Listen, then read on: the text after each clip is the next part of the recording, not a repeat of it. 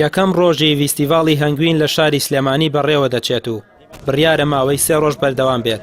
لەم فیستیڤاڵەدا 26 هەنگەوان بە هەنگوینی شاخ و دەشتەکانی کوردستان بەشداریان کردووە و دەڵێن باشترین جۆرەکانی هەنگوینی ناوچەکانی کوردستانیان نەمایش کردووە. حاجی ئەبوبەکر ئەزموونی 23 ساڵی هەنگەوانی هەیە و لە شاخ و دەشتەکانی کوردستان هەنگوین بەرهەم دەهێنێت. ئەو دەڵێت هەنگوینی باش و خراپ هاوڵاتی ناتوانێت بە ئاسانی لێکی جیا بکاتەوە. بڵاوبوونەوەی هەنگوینی خراپیش لە بازاڕەکانی کوردستان کڕیارانی تووشی دڵڕاوکێ کردووە لە کاتی کڕینی هەنگوین، چونکە کۆمەڵێک هەنگەوان فێر بوون خواردنی پیس و پڕۆتین دەدەن بە هەنگەکانیان بۆ ئەوەی لە کەمترین ماوەدا هەنگوین بەرهەم بهێنن. هەنگوینی چاک و خراپ لە بەردەستی کەسەکانە کە خۆیان هەنگەوان نەتوانین ئێمە زانسی نەوینەکان ناسین، بەس ئەو هەنگوینانی کە لە دەرەواتون نە وڵاتەکەەوە بۆمان معلوم نابێ. ئێمەش بازاڕەکەمان لێ تێک چووە بەو هەنگوینی دەرەوە. ئێستا هەنگوین هەیە لە شوێنەکە یا بە 3000 یا بە 2000 تاپان هەنگوینی بێ نایەن بە 1000 و 2000 هەیە ساردی بەسەرچووی هاتی، هەیە خواردنی بەسەرچووی هاتی، ئەم خواردنانەکە فڕێیرێ هەیە لەم شتانە هەنگی پێ پەروەردەکە هەنگی پێ گەشاکە، بەڵام هەنگوین شتەکەی بە کەڵک نایە. بەشی چاودێری کشتتوکاڵی سلێمانی کە بەردەوام ڕێنمایی خولی ڕاهێنان بۆ هەنگەوانان دەکاتەوە لە فیستیڤاڵەکەدا بەشدارن و دەڵێن لە ڕێگەی ئەو خولانەی بۆ هەنگەوانانی دەکەنەوە ڕێنمایی و ڕاهێنانی زانستیانەیان پێدەدەن و لە هەمان کاتیشدا چاودێری کارەکانیان دەکەن.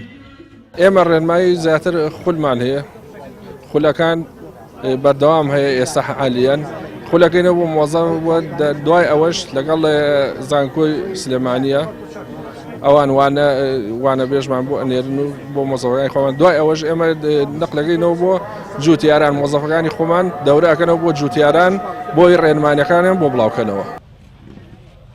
لە مانگی ئەیلولی ئەم ساڵ لە وڵاتی لوبنان فیستیڤاڵی هەنگوینی وڵاتانی عەرەبی بەڕێوە چوو کە ئەم هەنگەوانە توانی لەسەر ئاستی بەشداربووان وەکو خاوەنی باشترین هەنگوین دەستنیشان بکرێت.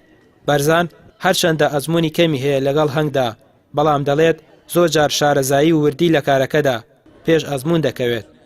من بەشداریم کرد لە کۆنگرەی هەنگەوانانی عەرەب لە سەر ئاستی 33 وڵاتی عەرەبی ئەفریقی یەکەمین بەدەستێنا لە هەنگوینی شانە. زیاتر لە وەڕی مەنتیقەکە دەورە بینێ کە تا چەند سروشتی بێت لە وەڕێ و مەنتیقە، هەنی باخ و باخاتۆ شتانی زۆر لە نزیک نەبێ و دەرمانەکانیش کە بەکارێنی دەرمانی سروشتی بەکاربێنی باشترە بۆ لە موادە شیمیاییەکان دوورکەویتۆ باشترە تا ڕادەیە.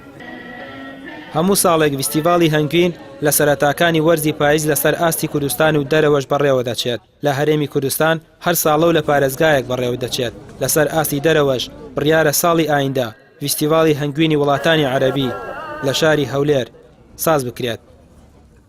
سەختە هاوڵاتیەکی ئاسایی بتوانێت هەنگوینی باش و خراپ لێک جیا بکاتەوە.